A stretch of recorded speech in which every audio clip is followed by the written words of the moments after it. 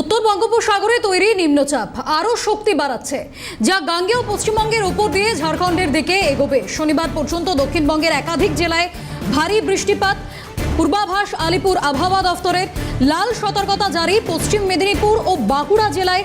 এই দুই জেলায় ভারী থেকে অতি ভারী বৃষ্টির পূর্বাভাস রয়েছে।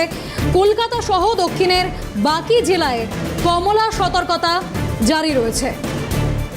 টেলিফোন লাইনে রয়েছেন প্রতিনিধি মফিজুল ইসলাম। মফিজুল, শনিবার পর্যন্ত দক্ষিণবঙ্গের একাধিক জেলায় ভারী বৃষ্টি রয়েছে এবং আজ সকাল থেকে আমরা সেই ছবিও দেখতে পাচ্ছি।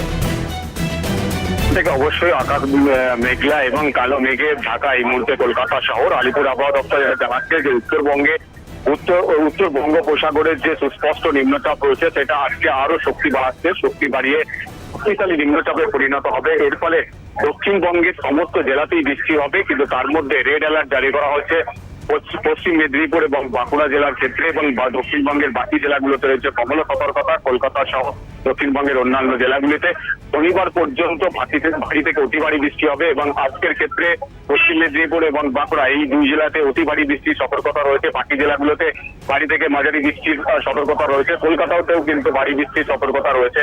তবে এই মুহূর্তে কলকাতা শহরে আবার কিন্তু বৃষ্টির শুরু হয়েছে। জায়গায় জায়গায় কিন্তু মাঝে মধ্যে কালো মেঘের যে বৃষ্টি সেটা কিন্তু শুরু হচ্ছে। ফলে শনিবার পর্যন্ত বৃষ্টির যে দুর্ভোগ সেটা দক্ষিণবঙ্গের ক্ষেত্রে ব্যাপকভাবে বজায় থাকবে, এমনটাই কিন্তু আলিপুর আবহাওয়া দপ্তর পূর্বাভাসে জানিয়েছে। বেশ, ধন্যবাদ মফিজুল। টেলিফোন লাইনে ছিলেন প্রতিনিধি মফিজুল ইসলাম।